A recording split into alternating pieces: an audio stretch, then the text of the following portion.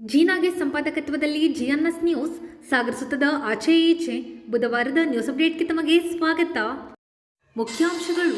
December 6ಕ್ಕೆ ಅಡಿಕೆ ಬೆಳೆಗಾರರ ಬೃಹತ್ ಸಮಾವೇಶಕ್ಕೆ ಪೂರ್ವ ತಯಾರಿ ಸಭೆ. ಅಡಿಕೆ ಬೆಳೆ ನಿಷೇಧಿಸುವ ಪ್ರಸ್ತಾಪ ಕೇಂದ್ರದ ಎದುರಿಲ್ಲ. ಸಿಗರೇಟ್ ಲಾಬಿ ಷಡ್ಯಂತ್ರ ಎಂದ ಎಚ್.ಎಸ್. ಮಂಜಪ್ಪ. ಅಡಿಕೆ ಬೆಳೆಗಾರರ ಸಮಾವೇಶದ ಅಗತ್ಯತೆ ಕುರಿತು ಮಲ್ಲಿಕಾರ್ಜುನ ಖರ್ಗೆ, ವಾಶಂ ರಾಮಚಂದ್ರ ಭಟ್ ಮಾಹಿತಿ. ನಾಳೆ 21/11/2024 ಗುರುವಾರ ಸಾಗರ ಶಂಕರ ಮಠದಲ್ಲಿ ಸುಭದ್ರಾ ಕಲ್ಯಾಣ ಯಕ್ಷಗಾನ ಪ್ರದರ್ಶನ. ಡಾಕ್ಟರ್ ಡಿ.ಎಂ. ಸಾಗರ್ ಬರೆದಿರುವ ವಿಲಕ್ಷಣ ಜಲಜಾಲ ಕೃತಿ ಬಿಡುಗಡೆ ಕುರಿತು ಅಶ್ವಿನಿ ಕುಮಾರ್ ಮಾಹಿತಿ. ಆವಿನಹಳ್ಳಿ ಕೃಷಿ ಪತ್ತಿನ ಸಹಕಾರ ಸಂಘಕ್ಕೆ ಉತ್ತಮ ಸಹಕಾರಿ ಜಿಲ್ಲಾ ಪ್ರಶಸ್ತಿ ಗರಿ. ಯಡೇಹಳ್ಳಿಯಲ್ಲಿ ನಟರಾಜ್ ಕೇರ್ಬಿಸು ಅಧ್ಯಕ್ಷತೆಯಲ್ಲಿ ವಾರ್ಡ್ ಸಭೆ. ಈಗ ಸುದ್ದಿಯ ವಿವರ. ಡಿಸೆಂಬರ್ 6ರಂದು ನಡೆಯುವ ಅಡಿಕೆ ಬೆಳೆಗಾರರ ಸಮಾವೇಶ ನಮ್ಮ ಶಕ್ತಿ ಪ್ರದರ್ಶನಕ್ಕೆ ವೇದಿಕೆಯಾಗಬೇಕು ಎಂದು ಹಿರಿಯ ಸಹಕಾರಿ ಎಚ್.ಎಸ್. ಮಂಜಪ್ಪ ಹೊಸಬಾಳೆ ತಿಳಿಸಿದರು. ಸಾಗರದ ರಾಘವೇಶ್ವರ ಸಭಾಭವನದಲ್ಲಿ ಬುಧವಾರ ಪ್ರಾಂತೀಯ ಅಡಿಕೆ ಬೆಳೆಗಾರರ ಸಂಘದ ವತಿಯಿಂದ ಡಿಸೆಂಬರ್ 6ರಂದು ನಡೆಯಲಿರುವ ಅಡಿಕೆ ಬೆಳೆಗಾರರ ಸಮಾವೇಶದ ಅಂಗವಾಗಿ ಕರೆಯಲಾಗಿದ್ದ ಸಮಾಲೋಚನಾ ಸಭೆಯಲ್ಲಿ ಪಾಲ್ಗೊಂಡು ಅವರು ಮಾತನಾಡುತ್ತಿದ್ದರು. ಒಂದೆರಡು ಹೆಚ್ಚಿನ ಮಾಹಿತಿ ಮತ್ತು ಒಂದೆರಡು ತಿದ್ದುಪಡಿ ಸಂದರ್ಭದಲ್ಲಿ ಕೊಡೋದು ಬಯಸ್ತೇನೆ. ಒಂದು, ನಿಷೇಧ ಮಾಡಬೇಕು ಅನ್ನುವಂಥ ಒಂದು ಪ್ರಕರಣ ಸುಪ್ರೀಂ ಕೋರ್ಟ್ನಲ್ಲಿ ದೇಶದ ವಿವಿಧ ಹೈಕೋರ್ಟ್ಗಳಲ್ಲಿ ನಡೀತಾ ಇರೋದು ಸುಮಾರು 25 ವರ್ಷಗಳ ಕಾಲದಿಂದ. 1995-98ರಿಂದ ಸುಮಾರು 26-28 ವರ್ಷಗಳಾಗೂ ಇದೆ. ಬಹಳ ಜನರ ಒಂದು ಅಭಿಪ್ರಾಯ ಮನಸ್ಸಿನೊಳಗೆ ಏನಿದೆ ಅಂತಂದ್ರೆ, UPA ಸರ್ಕಾರ ಇದ್ದಾಗ ಇಂದಿರಾ ಜೈಸಿಂಗ್ ಅನ್ನುವಂಥ ಸರ್ಕಾರಿ ವಕೀಲರು ಸರ್ಕಾರದ ಪರವಾಗಿ ಏನು ಸುಪ್ರೀಂ ಕೋರ್ಟ್ನಲ್ಲಿ ವಾದ ಮಾಡ್ತಾ ಇದ್ರು, ಅವರೊಂದು ಪ್ರಮಾಣ ಪತ್ರ ಕೊಟ್ಟಿದ್ದಾರೆ ಅಂತ. ಆದರೆ ತಮ್ಗೆ ಗೊತ್ತಿರಲಿ, ಅದು ಪ್ರಮಾಣ ಪತ್ರ ಅಲ್ಲ. ಅವರು ಒಂದು ಕೋರ್ಟ್ನಲ್ಲಿ ಸ್ಟೇಟ್ಮೆಂಟ್ ಕೊಟ್ಟರು. ಅವರು ಸರ್ಕಾರದ ಪರವಾಗಿ ಹಾಜರಾದಾಗ ಸರ್ಕಾರದ ಅಭಿಪ್ರಾಯವನ್ನು ಹೇಳಿದ್ರು ಅಥವಾ ತಮ್ಮ ಅಭಿಪ್ರಾಯವನ್ನು ಹೇಳಿದ್ರು. ಅಡಿಕೆ ಕ್ಯಾನ್ಸರ್ ಕಾರಕ ಅನ್ನುವಂಥದ್ದು ಒಂದು ಸಾಕಷ್ಟು ಜನರಲ್ಲಿ ಅಭಿಪ್ರಾಯ ಇದೆ, ಅದಿನ್ನು ಪರಿಶೀಲನೆ ಆಗಬೇಕು, ಅದೀಗಂತೂ ಕ್ಯಾನ್ಸರ್ ಕಾರಕ ಅಂತಿದೆ ಅಂತ ಒಂದು ಸ್ಟೇಟ್ಮೆಂಟ್ ಅಂತ. ಅದನ್ನೇ ನಾವು ತೆಗೆಸಿದ್ವಿ, ಅಫಿಡವಿಟ್ ಹಾಕಿಲ್ಲ. ಅಫಿಡವಿಟ್ಟೇ ಹಾಕಿದ್ರೆ ಬಹಳ ಕಷ್ಟ ಆಗುತ್ತೆ ನಮಗೆ. ಆದರೆ ಅಫಿಡವಿಟ್ ಹಾಕದೇ ಇರುವಂಥ ಕೇಂದ್ರ ಸರ್ಕಾರದ ಸಚಿವ ಸಂಪುಟದಲ್ಲಿ ಅದಕ್ಕೆ ತೀರ್ಮಾನ ತಗೊಂಡು ಅಫಿಡವಿಟನ್ನು ವಾಪಸ್ ಪಡಿಬೇಕು. ಅದು ಉದ್ದ ಪ್ರೊಸೀಜರ್ ಇದೆ, ಅದರ ಅಗತ್ಯ ಇಲ್ಲ. ಮತ್ತೊಂದು, ನಮಗೆ ಗೊತ್ತಿರಲಿ, ನಾನು ಯಾವುದೇ ಪಕ್ಷ ಪಂಗಡವನ್ನು ಹೇಳ್ತಿಲ್ಲ. ನರೇಂದ್ರ ಮೋದಿ ಅವರ ಸರ್ಕಾರ ಬಂದ ಮೇಲೆ ಒಂದು ತೀರ್ಮಾನ ತಗೊಂಡಿದ್ದಾರೆ, ಯಾವುದೇ ಕೃಷಿ ಬೆಳೆಯನ್ನ ನಿಷೇಧ ಮಾಡೋ ಪ್ರಶ್ನೆ ಇಲ್ಲ. ಯಾವುದೇ ಕೃಷಿ ಬೆಳೆಯನ್ನ, ಈ ಗಾಂಜಾನು ಕೃಷಿ ಅಂತ ಹೇಳ್ಬೋದು, ಗಾಂಜಾ ನಿಷೇಧ ಮಾಡ್ತಾರೆ. ತಂಬಾಕನ್ನು ಕೂಡ ನಿಷೇಧ ಮಾಡುವಂತ ಯೋಚನೆ ಇಲ್ಲ. 2028 ಹೊತ್ತಿಗೆ ತಂಬಾಕು ನಿಷೇಧ ಮಾಡಬೇಕು ಅಂತ ಪ್ರಪಂಚದ ಅನೇಕ ಸಂಸ್ಥೆಗಳು ಹೇಳಿವೆ. ಅದರಿಂದ ಆ ಸಂದರ್ಭದಲ್ಲಿ ಮಾಡಬಹುದು. ಇವತ್ತು ತಂಬಾಕನ್ನು ಕೂಡ ನಿಷೇಧ ಮಾಡುವಂತ ಪರಿಶೀಲನೆ ಸರ್ಕಾರದ ಎದುರಿಗಿಲ್ಲ. ಹಾಗಾಗಿ ಅಡಿಕೆ ಆಗುವಂತಹ ಸಾಧ್ಯತೆಗಳು ಕಡಿಮೆ. ಸುಪ್ರೀಂ ಕೋರ್ಟ್ ಏನ್ ಹೇಳ್ತದೆ ಅನ್ನೋದು ಗೊತ್ತಿಲ್ಲ. ಅಥವಾ ಹೇಳಿದ್ರೆ ಅದಕ್ಕೆ ಸರ್ಕಾರದ ಕಡೆಯಿಂದ ಏನ್ ಮಾಡಿಸ್ಬೇಕು ಆ ಪ್ರಯತ್ನ ನಡೀತಾ ಇದೆ. ಈಗಿನ ಸರ್ಕಾರದ ಇದು ಆಪ್ತರ ಕಾರಣವಾದ ಒಂದು ಸಂದರ್ಭದಲ್ಲಿ ಸ್ವತಃ ಪ್ರಧಾನಮಂತ್ರಿಯವರು 2-3 ಜನ ಮಂತ್ರಿಗಳ ಹತ್ರ ಅಡಿಕೆದೇನೋ ಕೇಳಿಸಿದೆ, ಅಡಿಕೆಗೇನೋ ಸಮಸ್ಯೆ ಇದೆ ಅಂತ ಹೇಳಿದ್ರು. ಯಾವುದೇ ಕಾರಣಕ್ಕೆ ಅಡಿಕೆ ಬಗ್ಗೆ ನೀವು ತೊಂದರೆ ಆಗದೆ ಅಂತ ನೋಡ್ಕೋಬೇಕು, ನಮ್ಮ ಪೂಜ್ಯ ವಸ್ತು ಅದು ಅಂತ ಹೇಳಿದ್ದಾರೆ. ಇದೆಲ್ಲವೂ ಈ ರೀತಿ ತೋರಿಸುವಂತ ಒಂದು ಸಮಾವೇಶ ಯಾವತ್ತೂ ಆಗಿದೆ. ಬಹಳ ವರ್ಷಗಳ ಕೆಳಗೆ ಫರ್ನಾಂಡಿಸ್ ಕೇಂದ್ರ ಸರ್ಕಾರದ ಮಂತ್ರಿಯಾಗಿದ್ದಾಗ ಶಿವಮೊಗ್ಗದಲ್ಲಿ ಒಂದು ಅಡಿಕೆ ಬೆಳೆಗಾರರು ಒಂದು ಸತ್ಯ ಪ್ರದರ್ಶನ ಮಾಡಿದ್ರು. ವರ್ಷ 15-20 ವರ್ಷಕ್ಕೂ ಇದೆ. ಅದು ಗುಟ್ಕಾದ ಬಗ್ಗೆನೇ ಬಂದಾಗ ಶಿವಮೊಗ್ಗದಲ್ಲಿ ಒಂದು ಸಮಾವೇಶ ಮಾಡಿದ್ರು. ಅದು ಬಿಟ್ಟರೆ ನಮ್ಮ ಪ್ರಾಂತದಲ್ಲಿ ಅಂಥದ್ದೇನು ಮಾಡಿರಲಿಲ್ಲ. ಇದು ಯಾರು ಏನೇ ಹೇಳಿ ಬೇರೆ ಕೃಷಿ ಉತ್ಪನ್ನಗಳಿಗೆ ಸ್ವಲ್ಪ ಅಷ್ಟೇ ಸಮಾಧಾನಕರವಾದಂಥ ದರ ಬೆಲೆ ಇವತ್ತಿದೆ. ಈ ಪರಿಸ್ಥಿತಿಯಲ್ಲಿ ನಮ್ಮ ಬೆಳಗಾವಿ ಜಾಗೃತ ಆಗಿದೆ ಇದ್ದರೆ ಅಕಸ್ಮಾತ್ ನಾಳೆ ಮಲ್ಲಿಕಾರ್ಜುನರು ಹೇಳಿದಂತೆ ಇದು 20-25 ಸಾವಿರ ಬಂದರೆ ಅನೇಕರ ಆತ್ಮಹತ್ಯೆ ಅಥವಾ ಇನ್ನು ಬೇರೆ ಸಂಕಟಕ್ಕೆ ಒಳಗಾಗ್ಬೋದು. ಹಾಗಾಗೋದಕ್ಕಿಂತ ಮುಂಚೆ ಒಂದು ಜಾಗ್ರತೆ ಮೂಡಿಸೋದಕ್ಕೆ, ಮತ್ತೊಂದು ನಮ್ಮ ಬಲ ಪ್ರದರ್ಶನ ಕೂಡ ಸರ್ಕಾರದ ಎದುರಿಗೆ ಆಗಬೇಕು. ಈಗ ಇಡೀ ದೇಶದ ಬೆಳೆಗಳನ್ನೆಲ್ಲ ಹೋಲಿಸಿ ನೋಡಿದರೆ ಅಡಿಕೆ ಬೆಳೆ ಅತ್ಯಂತ ಕಡಿಮೆ. ಈಗ ಗೋಧಿಯೋ ಅಕ್ಕಿಯೋ ಆ ರೀತಿ ಆಹಾರ ಪದಾರ್ಥಗಳನ್ನು ಹೋಲಿಸಿ ನೋಡಿದರೆ ಅಡಿಕೆ ಬೆಳೆ ತುಂಬ ಕಡಿಮೆ. ಆದರೆ ನಾವು ಬೆಳೀತಿರೋರು ಹೇಳಿದ್ದೇವೆ, ನಮ್ಮ ಕಷ್ಟನ ನಮ್ಮ ಆಹ್ವಾನವನ್ನು ಸರ್ಕಾರ ಗಮನಿಸಬೇಕು, ನಮ್ಮದು ಇಷ್ಟು ಬಲ ಇದೆ ಅಂತ ತೋರಿಸ್ಬೇಕು ಈ ಸಮಾವೇಶ, ಬೇರೆ ಏನೂ ಇಲ್ಲ. ಇದಕ್ಕಾಗಿ ಈ ಟೆಕ್ನಿಕಲ್ ಸೆಷನ್ಸ್ ಎಲ್ಲ ಮಾಡೋದಿಲ್ಲ. ವಿಜ್ಞಾನ ಕರೆಸಿ ಈ ರೋಗದಿಂದ ಬರ್ತದೆ, ಈ ರೋಗಕ್ಕೆ ಈ ರೀತಿ ಪರಿಹಾರ ಇದಿಲ್ಲ. ಹಾಗಂತ ಒಂದು ಗೋಷ್ಠಿ ಇದೆ, ಅದು ಒಟ್ಟಾರೆ ನಮ್ಮ ರೋಗಗಳೇನು, ಒಟ್ಟಾರೆ ನಮ್ಮ ಕಾನೂನು ಸಮಸ್ಯೆಗಳೇನು, ಈ ಸೊಪ್ಪಿನ ಬೆಟ್ಟ ಇತ್ಯಾದಿ ಜನರಲ್ ವಿಷಯಗಳನ್ನು ಕೊಡ್ತಂಥ ಒಂದು ಗೋಷ್ಠಿ ಬಿಟ್ಟರೆ ಉಳಿದಿದ್ದಟ್ಟು ಒಂದು ನಮ್ಮ ಬಲ ಪ್ರದರ್ಶನ, ಮತ್ತೊಂದು ನಮ್ಮ ಆಹ್ವಾನದ ಕೇಂದ್ರದ ಮಂತ್ರಿಗಳ ಎದುರಿಗೆ ಸಾವಿರಾರು ಜನರ ಸಮಕ್ಷಮ ಹೇಳಬೇಕು ಅಂತ ನಾವು. ಇದಕ್ಕಾಗಿ ನಮ್ಮ ಕೇಂದ್ರ ಕೃಷಿ ಸಚಿವರನ್ನ ಅಪೇಕ್ಷೆ ಪಟ್ಟು ಅವರು ಡಿಸೆಂಬರ್ 6ನೇ ತಾರೀಕು ಮೊದಲು ಒಪ್ಪಿಕೊಂಡು ಸಮ್ಮೇಳನ ನಡೆಸಿದೆ. ಸಮ್ಮೇಳನದ ವಿಷಯ ಇನ್ವಿಟೇಷನ್ ನಮಗೆ ಈ ವಾರ ತಯಾರಾಗ್ತದೆ, ಇವಾಗ ಕೊಡ್ತಾರೆ. ಒಂದು ಪ್ರಮುಖವಾದಂಥದ್ದು ಅಂತಂದರೆ ಕೇಂದ್ರ ಕೃಷಿ ಸಚಿವರು ಶಿವರಾಜ್ ಸಿಂಗ್ ಚೌಹಾಣ್ ಅವರು ಸಮಾವೇಶ ಉದ್ಘಾಟನೆ ಮಾಡ್ತಾರೆ. ಒಂದು ಸ್ಮಾರ್ಟ್ ಸಂಖ್ಯೆ ತರ್ತಾ ಇದ್ದೇವೆ, ಅದನ್ನು ನಮ್ಮ ಲೋಕಸಭಾ ಸದಸ್ಯರು ಬಿ ವೈ ರಾಘವೇಂದ್ರ ಅವರು ಬಿಡುಗಡೆ ಮಾಡ್ತಾರೆ. ಮತ್ತು ಆ ಬೆಳಗಿನ ಸಮಾವೇಶದಲ್ಲಿ ಮುಖ್ಯ ಅತಿಥಿಗಳಾಗಿ ಆರ್ಗ ಜ್ಞಾನೇಂದ್ರವರು ಇರ್ತಾರೆ. ಗೌರವ ಉಪಸ್ಥಿತಿ ಅವರು, ಹತ್ತಾಳ ಆಲಪ್ಪವರು, ಮತ್ತು ಕರ್ನಾಟಕ ರಾಜ್ಯ ಅಡಿಕೆ ಸಹಕಾರ ಸಂಘಗಳ ಮಹಾಮಂಡಲ ಅಧ್ಯಕ್ಷರು ಸುಬ್ರಹ್ಮಣ್ಯ, ಮತ್ತು ಕ್ಯಾಂಪ್ಕೋ ಅಧ್ಯಕ್ಷರು, ಮ್ಯಾಪ್ಕೋ ಉಪಾಧ್ಯಕ್ಷರು, ಇಷ್ಟು ಜನ ಇರ್ತಾರೆ. ಮಧ್ಯಾಹ್ನ ಊಟ ಆದಮೇಲೆ ಗೋಷ್ಠಿ ಆದಮೇಲೆ ಸಮಾರಂಭ. ಇನ್ನೊಂದು ಬೆಳಗಿನ ಉದ್ಘಾಟನಾ ಸಮಾರಂಭದಲ್ಲಿ ಸನ್ಮಾನ್ಯ ಕಾಗೋಡು ತಿಮ್ಮಪ್ಪನವ್ರಿಗೆ ಒಂದು ಸನ್ಮಾನ ಇದೆ. ಯಾಕಂದರೆ ಯಾರೇನೇ ಪಕ್ಷಾತೀತವಾಗಿ ಖಂಡಿತವಾಗಿಯೂ ಅವ್ರು ಮಾಡಿದಂಥ ಕೆಲಸ ನಮ್ಮ ಭಾಗದ ಅಡಿಕೆ ಬೆಳೆಗಾರರಿಗೆ ಯಾರು ಮಾಡ್ತೀವಿ. ಅವರು ಅಧಿಕಾರ ಇದ್ದಾಗಲೂ ಅಷ್ಟೇ, ಅಧಿಕಾರ ಇಲ್ಲದೇ ಇದ್ದಾಗಲೂ ಕೂಡ ಅಡಿಕೆ ಬೆಳೆಗಾರರ ಮನವಿಗೆ ಸ್ಪಂದಿಸೋರು ಹಿರಿಯರು. ಆದ್ದರಿಂದ ಅವ್ರನ್ನ ಗೌರವಿಸಬೇಕು ಅಂತ ಇಷ್ಟ ಆಗಿದೆ.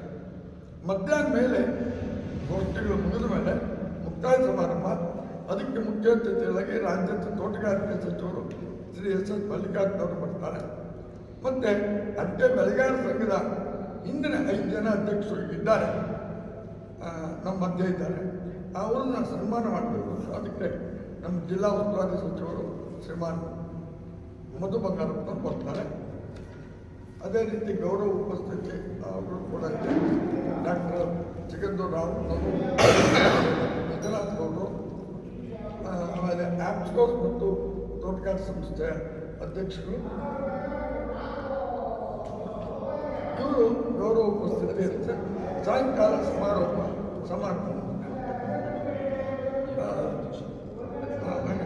ಆಮೇಲೆ ಇಷ್ಟು ಕಾರ್ಯಕ್ರಮ ನಡೀತದೆ.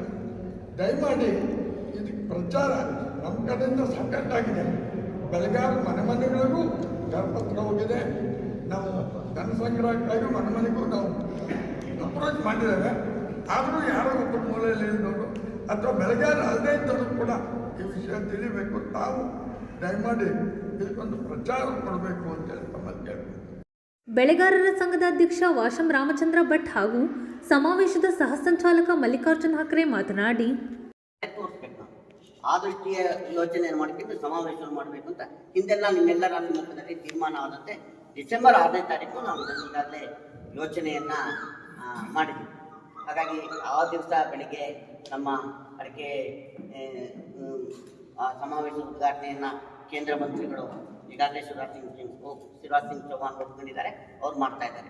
ಇದ್ರ ಮಧ್ಯದಲ್ಲಿ ಮೊನ್ನೆ ದಿವಸ ನಮಗೆ ವರ್ಲ್ಡ್ ಹೆಲ್ತ್ ಆರ್ಗನೈಸೇಷನ್ ಅವರು ನಮ್ಮದು ಅಡಿಕೆ ಹಾನಿಕಾರಕ ಹೇಳ್ತಕ್ಕಂಥ ವಿಷಯವನ್ನು ಈಗಾಗಲೇ ನಮ್ಮ ಮುಂದೆ ಇಟ್ಟಿದ್ದಾರೆ. ಆ ಬಗ್ಗೆ ಪತ್ರಕರ್ತರನ್ನು ಕರೆದಿದ್ದೀವಿ. ಪತ್ರಕರ್ತರ ಮುಂದೆ ಆ ವಿಚಾರದ ಬಗ್ಗೆ ಫಸ್ಟ್ ಮಾತನಾಡಿ ನಂತರ ಈ ನಮ್ಮ ಅಡಿಕೆ ಬೆಳೆಗಾರರ ಸಮಾವೇಶದ ಬಗ್ಗೆ ಒಂದು ಚರ್ಚೆ ಮಾಡೋಣ ಅಂತ. ಆ ಬಗ್ಗೆ ಈಗಾಗಲೇ 60ರಿಂದ 70 ಸಭೆಗಳು ಹೊಸನಗರ, ಸಾಗರ ಮತ್ತು ಸೊರಬ ಭಾಗದಲ್ಲಿ ಅಡಿಕೆ ಬೆಳೆಗಾರರ ಸಂಘದ ಅಧ್ಯಕ್ಷರ ಮುಂದಾಳತ್ವದಲ್ಲಿ, ರಾಮಣ್ಣವರ ಮುಂದಾಳತ್ವದಲ್ಲಿ, ಜೊತೆಗೆ ನಮ್ಮ ಹಿರಿಯ ಸಹಕಾರಿಗಳ ಹಿರಿಯರಾಗಿರ್ತಕ್ಕಂಥ ಮಾರ್ಗದರ್ಶನ ಮತ್ತು ಮುಂದಾಳತ್ವದಲ್ಲಿ ನಮ್ಮ ಮಂಜಣ್ಣವರ ನಾಯಕತ್ವದಲ್ಲಿ, ಜೊತೆಗೆ ಆಫ್ಕೋಸ್ನ ಮಾಜಿ ಅಧ್ಯಕ್ಷ ಆಗಿರ್ತಕ್ಕಂಥ ಗಿರಿಯವರ ನಾಯಕತ್ವದಲ್ಲಿ ಈಗಾಗಲೇ ಸಭೆಗಳು ನಡೆದಿದ್ದಾವೆ. ಪೂರ್ವಭಾವಿ ಸಭೆಗಳು ಜನ ಸ್ಪಂದಿಸ್ತಕ್ಕಂಥ, ಅದರಲ್ಲೂ ಬೆಳೆಗಾರ ಸ್ಪಂದಿಸ್ತಕ್ಕಂಥದ್ದಾಗಿದೆ. ಕನಿಷ್ಠ 8ರಿಂದ 10,000 ಜನ ಬೆಳೆಗಾರರು ಈ ಸಮಾವೇಶಕ್ಕೆ ಸೇರಬೇಕು ಅಂತಕ್ಕಂಥ ಪೂರ್ವ ತಯಾರಿಯನ್ನು ಮಾಡ್ತಾ ಇದ್ದಾರೆ. ಮಾಧ್ಯಮ ಮಿತ್ರರಲ್ಲಿ ವಿನಂತಿ ಮಾಡಿಕೊಳ್ಳೋದು ಇಷ್ಟೇ, ಹೆಚ್ಚು ಬೆಳೆಗಾರರ ಪರವಾಗಿ, ಹೆಚ್ಚು ಸಮಾವೇಶದ ಪರವಾಗಿ ಹೆಚ್ಚು ಪ್ರಚಾರವನ್ನು ಕೊಡಬೇಕು ಅಂತಕ್ಕಂಥ ವಿನಂತಿಯನ್ನು ಮಾಡ್ತಾರೆ. ಜೊತೆಗೆ ಈಗಾಗಲೇ ಏನು ಹಾಗಾದರೆ ಸಮಾವೇಶದ ಉದ್ದೇಶ ಏನು ಅಂತಕ್ಕಂಥದ್ದು ನಮಗೆಲ್ಲರಿಗೂ ಇರ್ಬೋದು. ಒಂದು, ಸುಪ್ರೀಂ ಕೋರ್ಟ್ನಲ್ಲಿ ಕಳೆದ 10 ವರ್ಷಕ್ಕಿಂತ ಹಿಂದೆ ಏನು ಅಡಿಕೆ ಹಾನಿಕಾರಕ ಅಂತಕ್ಕಂಥ ಕೇಸು ನಡೀತಾ ಇದೆ. ಈಗಾಗಲೇ ಕೇಂದ್ರ ಸರ್ಕಾರ ಒಂದು ಹಂತದಲ್ಲಿ ಪ್ರಮಾಣ ಪತ್ರ ಕೊಟ್ಬಿಟ್ಟಿದೆ, ಅಡಿಕೆ ಹಾನಿಕಾರಕ ಇದೆ ಅಂತ ಹೇಳಿ. ಆದರೆ ಅಡಿಕೆ ಸುಪ್ರೀಂ ಕೋರ್ಟ್ನ ಫೈನಲ್ ಜಡ್ಜ್ಮೆಂಟ್, ಈಗಾಗಲೇ ಆರ್ಗ್ಯುಮೆಂಟ್ ಹಂತಕ್ಕೆ ಕೇಸ್ಗಳು ಬರ್ತಾ ಇದೆ. ಏನಾದರೂ ಇಲ್ಲಿವರೆಗೆ ಜಡ್ಜ್ಮೆಂಟ್ ಆದ್ರೇನೆ ಅಡಿಕೆ ಬೆಳೆಗಾರರ, ದೇಶದ ಅಡಿಕೆ ಬೆಳೆಗಾರರ ಹಿತ ರಕ್ಷಣೆ ಆಗಿದ್ದರೆ ಅದಕ್ಕೆ ನಮ್ಮ ಹಿರಿಯ ಸಹಕಾರಿಗಳಾಗಿರ್ತಕ್ಕಂಥ ಮಂಜಣ್ಣವ್ರ ಕಾರಣ ಆಗಿದ್ದಾರೆ. ಇಲ್ಲದೇ ಇದ್ದಿದ್ರೆ, ಮಂಜಪ್ಪಣ್ಣ ಇಲ್ಲದೇ ಇದ್ದಿದ್ರೆ ಇಷ್ಟೊತ್ತಿಗೆ ಜಡ್ಜ್ಮೆಂಟ್ ಬಂದು ಹಾನಿಕಾರಕ ಅಂತಕ್ಕಂಥ ತೀರ್ಪು ಬಂದು ಒಂದೆಲ್ಲೋ ಒಂದು ಆ ಹಂತದ ಲಾಬಿಯನ್ನು ನಡೆಸಿದ್ರಿಂದ ಕೇಸ್ ಹಾಗೇನೆ ಮುಂದೂಡ್ತಾ ಬಂದಿದೆ. ಆದರೆ ಇನ್ನು ಹೆಚ್ಚು ದಿವಸ, ಹೆಚ್ಚು ತಿಂಗಳು ಮುಂದೂಡೋದಕ್ಕೆ ಸಾಧ್ಯ ಆಗಲ್ಲ, ಅಥವಾ ವರ್ಷ ಮುಂದೂಡೋದಕ್ಕೆ ಸಾಧ್ಯ ಆಗಲ್ಲ. ಫೈನಲ್ ಜಡ್ಜ್ಮೆಂಟ್ ಬರಲೇಬೇಕು. ಇದಕ್ಕೆ ಕೇಂದ್ರದ ಸಹಕಾರ ಇಲ್ಲದೇ ಇದ್ದರೆ ನಮ್ಮ ಪರವಾದ ರಿಪೋರ್ಟ್ ಬರೋದಕ್ಕೆ ಸಾಧ್ಯ ಆಗಲ್ಲ. ಹಾಗಾಗಿ ಕೇಂದ್ರ ಸರ್ಕಾರ ಮಧ್ಯಪ್ರವೇಶ ಮಾಡಬೇಕು. ನಿಜವಾದ ಸಂಪ್ರದಾಯಸ್ಥ ಅಡಿಕೆ ಬೆಳೆಗಾರ ಏನು ಅಡಿಕೆ ಬೆಳೀತಿದ್ದಾರೆ, ಆ ಬೆಳೆ ಆರೋಗ್ಯಕ್ಕೆ ಪೂರಕವಾಗಿರ್ತಕ್ಕಂಥದ್ದು. ಸಾವಿರಾರು ವರ್ಷ ಇತಿಹಾಸದಲ್ಲಿ ಅಡಿಕೆಗೆ ತನ್ನದೇ ಆದಂಥ ಮಾನ್ಯತೆ ಇರೋಂಥದ್ದು. ಜೊತೆಗೆ ಪವಿತ್ರ ಅಂತಕ್ಕಂಥ ಕೆಲವೇ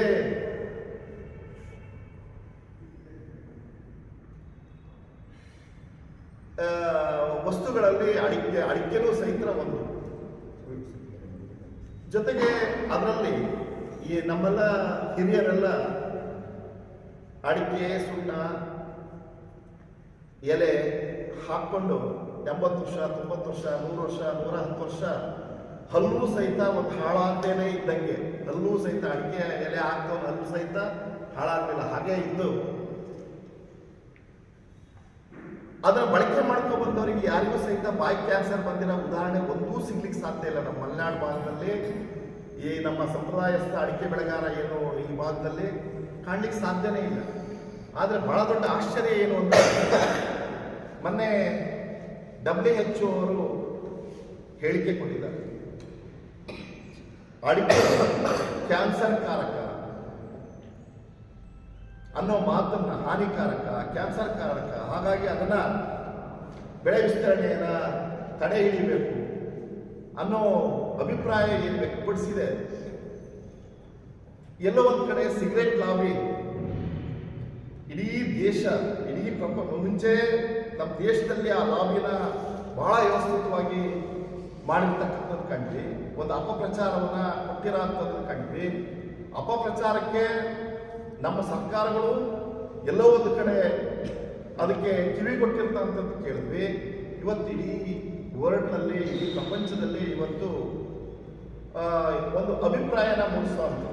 ಅಡಿಕೆ ಅಂದರೆ ಹಾನಿಕಾರಕ, ಅಡಿಕೆ ಅಂದರೆ ಕ್ಯಾನ್ಸರ್ ಕಾರಕ, ಅಡಿಕೆ ಅಂದರೆ ರೋಗಕಾರಕ ಅಂತಕ್ಕಂಥ ಅಭಿಪ್ರಾಯ ರೂಪಿಸೋದ್ರಲ್ಲಿ ಒಂದು ದೊಡ್ಡ ಲಾಬಿ ಮಾಡೋದ್ರಲ್ಲಿ ಸಿಗರೇಟ್ ಲಾಬಿ ಕೆಲಸ ಮಾಡಿದೆ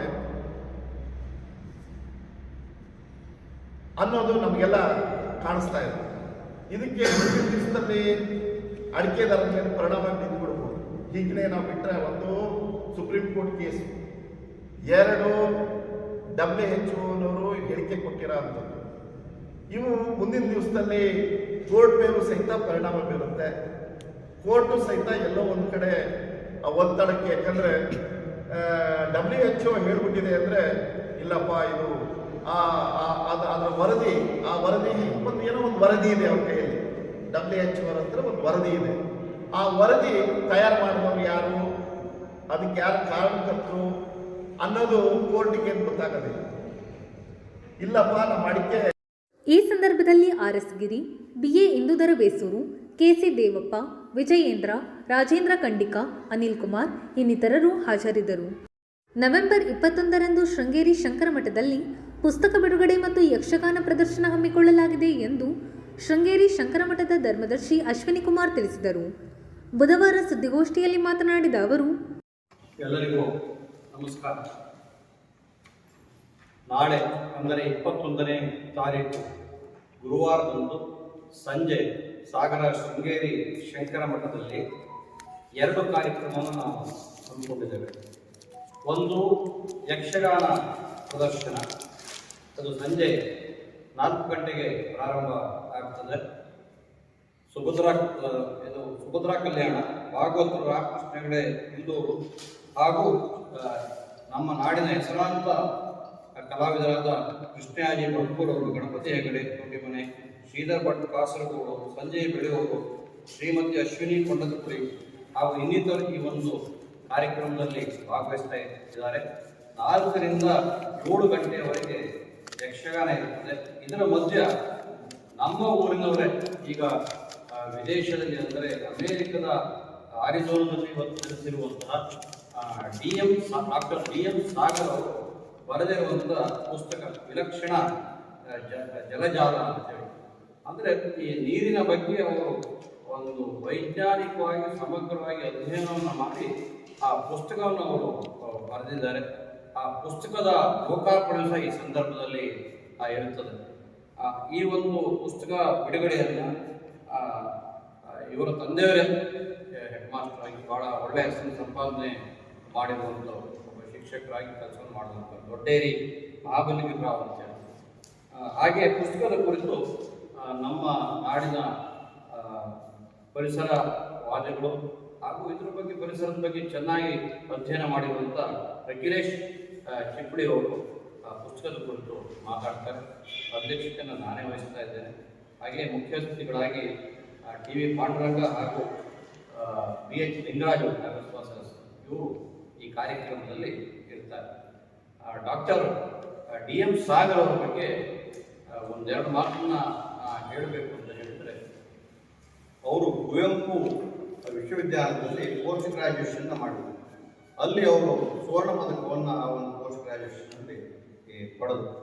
ಅದರ ನಂತರ ಅವರು ನೆದರ್ಲ್ಯಾಂಡ್ಸಿಂದ ತಮ್ಮ ಪ್ರಯಾಣವನ್ನು ವಿದೇಶದಲ್ಲಿ ಪ್ರಾರಂಭ ಮಾಡಿ ನೆದರ್ಲ್ಯಾಂಡ್ಸ್ ಹೋದರು. ಆಮೇಲೆ ಯುರೋಪಿನ ಅನೇಕ ರಾಷ್ಟ್ರಗಳಲ್ಲಿ ಅಧ್ಯಯನ ಕೆಲಸವನ್ನು ಮಾಡ್ತಾ ಇವತ್ತು ಯುನೈಟೆಡ್ ಸ್ಟೇಟ್ಸ್ ಆಫ್ ಅಮೇರಿಕಾದಲ್ಲಿ ಅವರು ಇವತ್ತು ನೆಲೆಸಿದ್ದಾರೆ.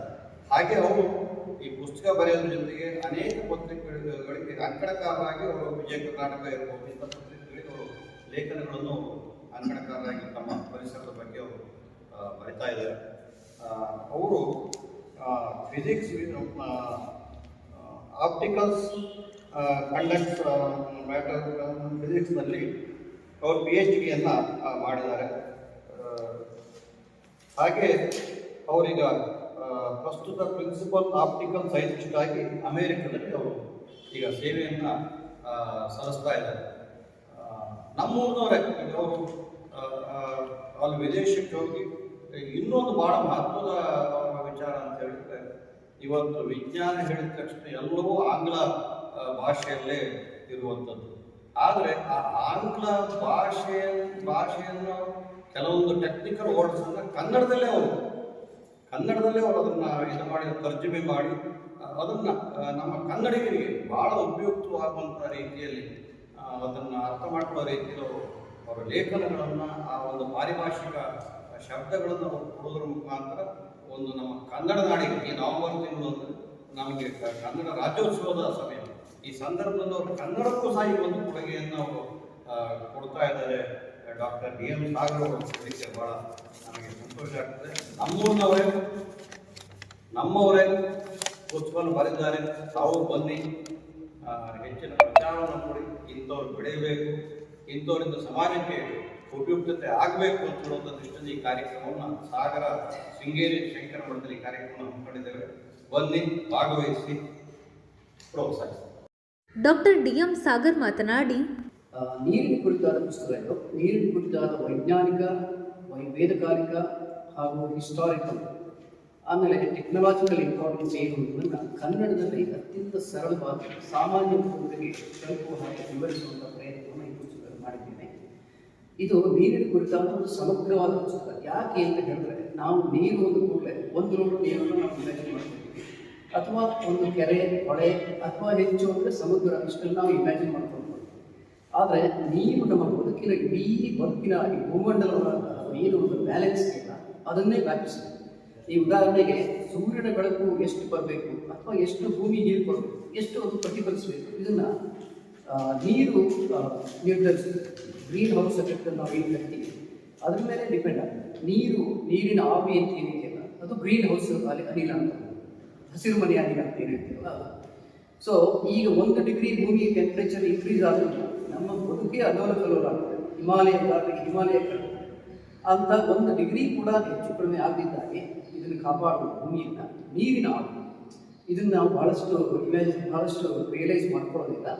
ಆದರೆ ನೀರು ಬರೀ ನೀರಲ್ಲ, ಇದು ನಮ್ಮ ಇಡೀ ಬದುಕಿನ ಬ್ಯಾಲೆನ್ಸನ್ನು ನಿರ್ಧರಿಸಿದೆ ಅಂತ ಈ ಪುಸ್ತಕ ಓದಿದಾಗ ನಮಗೆ ಅರಿವಾಗುತ್ತೆ. ಸಮಗ್ರವಾದ ನೀರು ಅಂತ ವೈಜ್ಞಾನಿಕ ಮಾತ್ರ ಅಲ್ಲ, ವೇದಕಾಲದಲ್ಲಿ ಕೂಡ ನೀರನ್ನು ಹೇಗೆ ನೋಡ್ತಾಯಿತ್ತು ಅಂತೇಳಿ ಈ ಪುಸ್ತಕದಲ್ಲಿ ವಿವರಿಸಲಿಕ್ಕೆ ಪ್ರಯತ್ನ ಮಾಡಿದೆ. ಧನ್ಯವಾದ. ಪ್ರಶ್ನೆಗೆ ಕೊನೆಯ ಚಾಪ್ಟರ್ನಲ್ಲಿ ಉತ್ತರ ಇದೆ. ಮಂಗಳ ಗ್ರಹದಲ್ಲಿ ಏನಾಯಿತು? ಉದಾಹರಣೆಗೆ ನೀರಿನ ವ್ಯತ್ಯಯ ಇಲ್ಲ. ಇವತ್ತು ಮಂಗಳ ಗ್ರಹದಲ್ಲಿ ನೀರು ಇರುವೇ ಇಲ್ಲ. ಒಂದು ಕಾಲದಲ್ಲಿ ನೀರು ಇದ್ದಂತಹ ಕುರುಗಳು ಭಾಳ ಇದೆ. ಈ ನದಿ ಕೂಡ ಇದ್ದಂತಹ ಕುರುಗಳು ಮಂಗಳ ಗ್ರಹದಲ್ಲಿ ಇದೆ. ಅದೇ ಥರ ಭೂಮಿ ಕೂಡ ಒಂದು ಕಾಲದಲ್ಲಿ ಹಾಗಾಗ್ಬೋದು ಅಂತೇಳಿ ಭಾಳ ಇನ್ಸೈಟ್ಫುಲ್ ಆದಂತಹ ಕೊನೆಯ ಚಾಪ್ಟರ್ ಈ ಪುಸ್ತಕದಲ್ಲಿದೆ. ನೀರಿನ ವ್ಯತ್ಯಯ ಆಗೋದು ಭಾಳ ಮುಖ್ಯ. ಅಂದರೆ ನೀರು ಕನ್ಸರ್ವೇಟಿವ್, ಅಂದರೆ ನೀರು ಕನ್ಸರ್ವ್ ಆಗುತ್ತೆ, ರೈಟ್? ಈಗ ಕನ್ಸರ್ವೇಷನ್ ಆಫ್ ಲಾಸ್ ಅಂತ ಏನು ಹೇಳ್ತಾರೆ, ನೀರನ್ನು ಕ್ರಿಯೇಟ್ ಮಾಡಲಿಕ್ಕೂ ಬರೋದಿಲ್ಲ, ಡಿಸ್ಟ್ರಾಯ್ ಮಾಡಲಿಕ್ಕೂ ಬರೋದಿಲ್ಲ. ಬಟ್ ಅದು ಒಂದು ಫಾರ್ಮಿಂದ ಇನ್ನೊಂದು ಫಾರ್ಮ್ಗೆ ಟ್ರಾನ್ಸ್ಫರ್ ಆಗುತ್ತೆ ಅಲ್ವಾ? ಬಟ್ ಆ ಟ್ರಾನ್ಸ್ಫರ್ ಅಂತ ಹೇಳೋದು ನಮ್ಮ ಬದುಕನ್ನು ಬಹಳ ತೀವ್ರವಾಗಿ ಪ್ರಭಾವಿಸುತ್ತೆ. ಟ್ರಾನ್ಸ್ಫರ್ ಆಗುತ್ತದೆ. ಈಗ ಉದಾಹರಣೆ, ಮಂಜುಗಡ್ಡೆಯೇ ಹೆಚ್ಚಿಗೆ ಬಿಟ್ಟರೆ ನಾವು ಬದುಕಲಿಕ್ಕೆ ಆಗೋದಿಲ್ಲ, ಅಥವಾ ನೀರೇ ಹೆಚ್ಚಿಗೆ ಬದುಕಲಿಕ್ಕೆ ಆಗೋದು. ಈ ಥರ ಬ್ಯಾಲೆನ್ಸ್ ಭಾಳ ಮುಖ್ಯ. ಆದರೆ ಅನ್ಫಾರ್ಚುನೇಟ್ಲಿ ಈಗ ಮನುಷ್ಯನ ಅನೈಸರ್ಗಿಕವಾದ ಕ್ರಿಯೆಗಳಿಂದ ನೀರಿನ ಸರಿಯಾದ ಬ್ಯಾಲೆನ್ಸ್ 3 ಸ್ಥಿತಿಗಳಲ್ಲಿ ಏನಿರ್ತದೆ, ಘನಸ್ಥಿತಿ, ದ್ರವಸ್ಥಿತಿ, ಖಂಡಸ್ಥಿತಿ, ಇವು 3ರಲ್ಲಿ ಇಂಬ್ಯಾಲೆನ್ಸ್ ಭಾಳ ಉಂಟಾಗಿದೆ. ಇದಕ್ಕೆ ಹೆಚ್ಚು ಗ್ರೀನ್ ಆಗಿರಬೇಕು ನಾವು. ಗ್ರೀನ್ ಕಾನ್ಸೆಪ್ಟ್ ಅಂತ ಈಗ ಬರ್ತಾ ಇದೆ, ಅದು ಸಂಪೂರ್ಣವಾಗಿ ಇದಿಲ್ಲ. ಸೊ ಅದು ಭಾಳ ಮುಖ್ಯ. ಅದು ನ್ಯಾಚುರಲ್ ಜೀವನ ಶೈಲಿಯನ್ನು ಅಳವಡಿಸ್ಕೊಳ್ಳೋದು ಹಾಗೂ ಪ್ಲಾಸ್ಟಿಕ್ಕನ್ನು ಕಡಿಮೆ ಮಾಡುವಂಥದ್ದು ಭಾಳ ಮುಖ್ಯ. ಇದು ನೀರಿನ ಸಂರಕ್ಷಣೆಗೆಲ್ಲ ಭಾಳ ಸಹಕಾರಿಯಾಗ್ತದೆ. ಆಮೇಲೆ ನೀವು ಕೇಳೋ ಪ್ರಶ್ನೆಗೆ ಡೀಟೇಲ್ ಆದ ಉತ್ತರ ಈಗ ಕೊನೆಯ ಚಾಪ್ಟರ್ನಲ್ಲಿ ಏನಾಗಿದೆ. ಗೋಷ್ಠಿಯಲ್ಲಿ ಮಾಸ ನಂಜುಂಡಸ್ವಾಮಿ, BH ಲಿಂಗರಾಜ್, ನಾರಾಯಣಮೂರ್ತಿ ಕಾನ್ಗೋಡ್ ಇನ್ನಿತರರು ಹಾಜರಿದ್ದರು. ಸಾಗರ ತಾಲೂಕಿನ ಆವಿನಹಳ್ಳಿಯ ಪ್ರಾಥಮಿಕ ಕೃಷಿ ಪತ್ತಿನ ಸಹಕಾರ ಸಂಘಕ್ಕೆ ಬಟ್ಟೆಪಲ್ಲಪ್ಪದಲ್ಲಿ ನಡೆದ ಶಿವಮೊಗ್ಗ ಜಿಲ್ಲಾ ಮಟ್ಟದ 71ನೇ ಅಖಿಲ ಭಾರತ ಸಹಕಾರಿ ಸಪ್ತಾಹದಲ್ಲಿ ಜಿಲ್ಲಾ ಮಟ್ಟದ ಉತ್ತಮ ಸಹಕಾರಿ ಸಂಘ ಪ್ರಶಸ್ತಿ ನೀಡಿ ಪುರಸ್ಕರಿಸಲಾಯಿತು. ಸಂಘದ ಅಧ್ಯಕ್ಷ KV ಸಿದ್ದವೀರಪ್ಪ ಮತ್ತು ಹಿರಿಯ ನಿರ್ದೇಶಕ BH ಚಂದ್ರಶೇಖರ್ ಪ್ರಶಸ್ತಿ ಸ್ವೀಕರಿಸಿದರು. ಈ ಸಂದರ್ಭದಲ್ಲಿ DCC ಬ್ಯಾಂಕ್ ಅಧ್ಯಕ್ಷ ಡಾಕ್ಟರ್ RM ಮಂಜುನಾಥ್ ಗೌಡ, ಸಹಕಾರಿ ಯೂನಿಯನ್ ಅಧ್ಯಕ್ಷ ವಾಟಗೋಡು ಸುರೇಶ್ ಇನ್ನಿತರರು ಹಾಜರಿದ್ದರು. ಸಾಗರ ತಾಲೂಕಿನ ಯಡೇಹಳ್ಳಿ ಗ್ರಾಮ ಪಂಚಾಯಿತಿ ವ್ಯಾಪ್ತಿಯ ಪರಿಶಿಷ್ಟ ಜಾತಿ ಮತ್ತು ಪರಿಶಿಷ್ಟ ವರ್ಗದ ಕಾಲೋನಿಯಲ್ಲಿ ಬುಧವಾರ ಜನಸಂಪರ್ಕ ಸಭೆಯನ್ನು ನಡೆಸಿ ಸ್ಥಳೀಯರ ಕುಂದುಕೊರತೆ ಆಲಿಸುವ ಜೊತೆಗೆ ಸರ್ಕಾರದ ಯೋಜನೆ ಕುರಿತು ಮಾಹಿತಿ ನೀಡಲಾಯಿತು. ಸಾಮಾಜಿಕ ಸ್ಥಾಯಿ ಸಮಿತಿ ಅಧ್ಯಕ್ಷ ನಟರಾಜ್ ಗೇರ್ಬೀಸ್ ಕಾರ್ಯಕ್ರಮದ ಅಧ್ಯಕ್ಷತೆ ವಹಿಸಿದ್ದರು. ಗ್ರಾಮ ಪಂಚಾಯಿತಿ ಅಧ್ಯಕ್ಷೆ ವೀಣಾಕುಮಾರಿ, PDO, ಪೊಲೀಸ್, ಕಂದಾಯ ಸೇರಿದಂತೆ ವಿವಿಧ ಇಲಾಖೆ ಅಧಿಕಾರಿಗಳು ಹಾಜರಿದ್ದರು. ಇದು ಬುಧವಾರದ ಸಮಗ್ರ ಸುದ್ದಿ. ನಿರಂತರ ಸುದ್ದಿಗಾಗಿ ನೋಡ್ತಾ ಇರಿ GNS ನ್ಯೂಸ್. ನಮಸ್ಕಾರ.